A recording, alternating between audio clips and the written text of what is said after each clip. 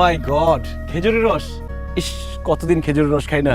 কি খেজুরের রস খাইবা? আসো কেন, গাছে উঠা খেজুরের রসের হাড়িটা চুরি করে নিয়ে আসো, তুমিও খাও আমরাও খাই। আরে চুরি করবো কেন? গাছের মালিককে ডাক দিয়ে, আমার কাছে টাকা আছে, কিনে নিয়ে যাই। টাকা দিয়া খেজুরের রস খাইলে ওই রস লাগবে আপনার পাইপ। আর যদি একবার চুরি করে খান এমন মজা পাইবেন আপনি নিজেই প্রত্যেকদিন খেজুরের রস চুরি করতে আইবেন। তাই নাকি? আরে শুধু খেজুরের রস না, চুরি করা হাঁস, মুরগি, ডাব, নারকেল সবই খাইতে মজা। খারাপ হইছো কেন? গাছে উঠো। আমি তো গাছ উঠতে পারি না। আমার মাথাটা পারো তাইলে, বিদেশে এতদিন থেকে থেকে কি শিখছো? গোড়ার ডিম। আচ্ছা আহো, তুমি গাছে উঠো, আমরা দুইজন মিলে ধরতে চাই না সিমাই।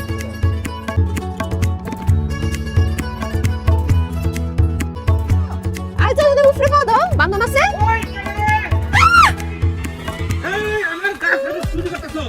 আমি চল না, চল না, চল না। আমি ঢাকা থেকে আসছি। ওরে আল্লাহ, ঢাকা থেকে আইছস আমার কাছে খেজুর চুরি করবার লাগা?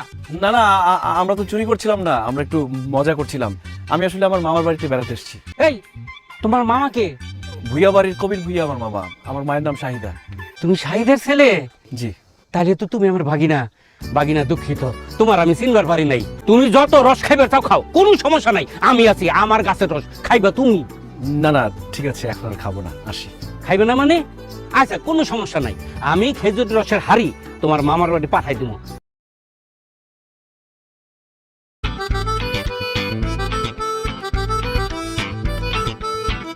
রাজু, তুই সিগারেট খাস? এই যে ওই মামা, অনেক মশা তো, তাই ভাবছিলাম যে ধোয়া দরকার। সিগারেট জ্বালিয়ে ধোয়া দিয়ে মশা তাড়াচ্ছিলাম। প্যাকেট আছে? মামা ওই আজে বাজে কিছু বন্ধুদের সাথে মিশে সিগারেট খাওয়া শিখেছি। তুমি কিন্তু মাকে বলো না, মা খুব কষ্ট পাবে। লাইটার আছে?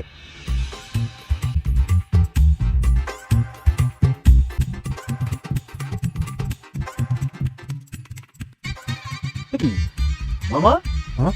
তুমি সিগারেট খাও? যে সিগারেট খাই এটা কিন্তু তোর নানি আর তোর মামির করবে না। ঠিক আছে, তো তোমার সামনে সিগারেট খাবো? এইরকম গোপনে গোপনে খাবো, লোকের সামনে খাবো না। একা একা সিগারেট খায় না, কোনো মজা নাই। দুইজন মিলে একটু জমায় সিগারেট খাবো। আমি তো ভয় পেয়ে গেছিলাম।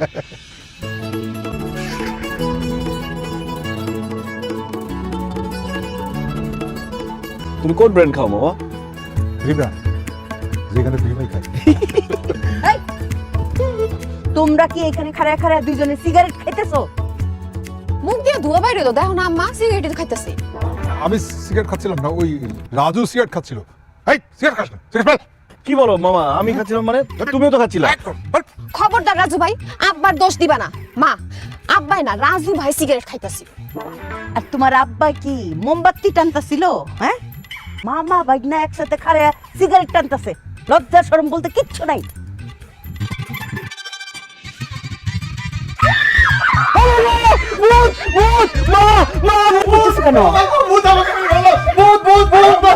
কে? তোমার কি চোখে সমস্যা নাকি? দেখো সামনে দুটো ভূত দাঁড়িয়ে আছে।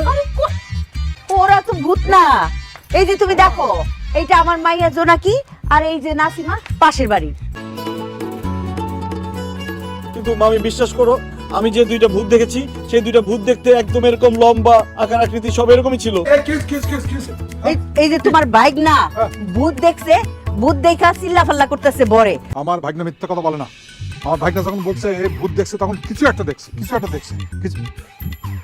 এই কি রে নাসিমা, তুই এখানে এত রাতে কেন? এমনি আইছি কাকা, রাজু ভাই চিৎকার শুনে। আসছো আমার নাতিরে ভয় দেখাতে। আমি সন্ধ্যার সময় দেখছি দুইজনে গুজুর গুজুর করো। আমার তো সাদা দিল বুঝি নাই, এখন বুঝলাম। আমার এই সহজ সরল নাতিটারে ভয় লাগানোর জন্য তোরা এইসব ফোন দিয়ে আসছো।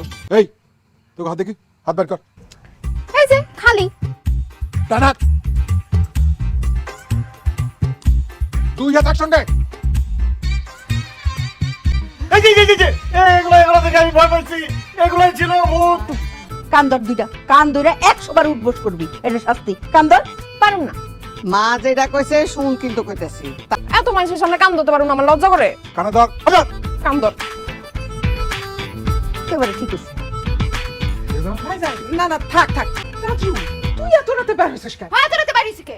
মা, আমি বাথরুমে যাওয়ার জন্য বের হয়েছিলাম, মামাকে এত করে ডাকলাম, মামা উঠলোই না। ঠিক আছে ভাগনা, চলো রাখি চলো, আমি পাহাড়ে থাকবো, চলো। এখন কি যাওয়ার দরকার নাই, আমার ওয়াশরুমে যেতে হবে না।